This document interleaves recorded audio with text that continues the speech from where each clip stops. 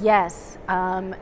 In fact, going back to what I had said previously about CMS for years having guidelines, but there were no mandates.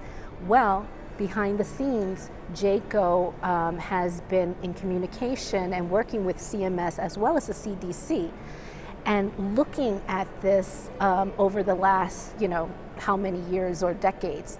And they've come to the conclusion that these mandates will be implemented. And so right now, they have put out an open commentary on proposals that they are going to be putting forth. And so healthcare practitioners can go to the JCAHO website, the Joint Commission, and there is an environmental sustainability opportunity to comment until May 3rd. The commentary period ends at that time, and the proposals are an acknowledgement of the hospitals' contributions to greenhouse gas emissions. So we know that in the United States, greenhouse gas emissions from hospitals collectively is 8.5%.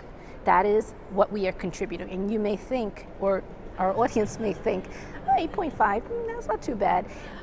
When you're talking about millions of people and how many healthcare systems, that's quite a lot of carbon footprint. So JCAHO now wants to acknowledge that, and they want hospitals to assume responsibility and be not just committed to guidelines, but to be mandated to look at how much energy they're consuming, such as electricity and natural gas. They want hospitals to now there are 4 areas the proposals are going to be looking at, and the proposals include the critical access. Hospital leaders will be mandated to designate an individual responsible for oversight of these activities to reduce greenhouse gas emission in coordination with the clinical and facility representatives.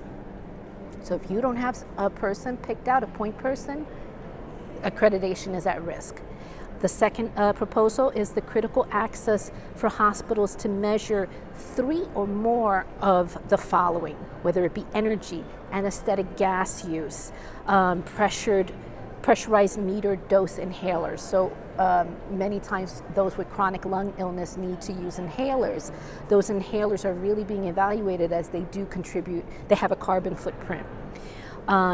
Fleet vehicles the hospital may be using that are not electrified. Solid waste disposal, and how does that go through to the landfills?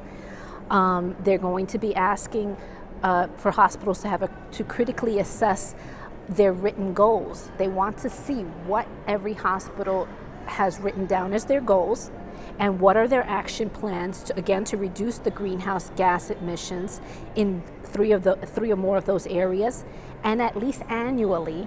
And this is the part when JCAHO comes on the floor and we all run for cover. When they come, that critical access, the hospitals need to analyze their sustainability measures to determine whether it's meeting those goals and revise the plan if not. So accountability is the key word. And JCAHO is going to be looking at implementing these proposals at HAP, which is the hospital agency, I forget what HAP stands for, but HAP and Critical Access Hospital Programs, which is quite a number. And so when this commentary period ends May 3rd, you're going to look at probably 2024 this rolling out, I would imagine. Not that I have insider information.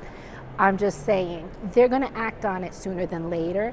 So it's really important that we engage healthcare practitioners now who may not be aware of even this as an issue, and certainly are not aware of how this is going to roll out, but also as importantly as engaging the nursing students. They need to know what to expect, and actually they're eager to know. nursing students of today are not like the nursing students of my generation or those who came before me. They are much more purpose-driven in the sense of their environment and their greater community and the impact that they're leaving to the world at large. And so it's important that we engage them in this process just as much as we engage our colleagues.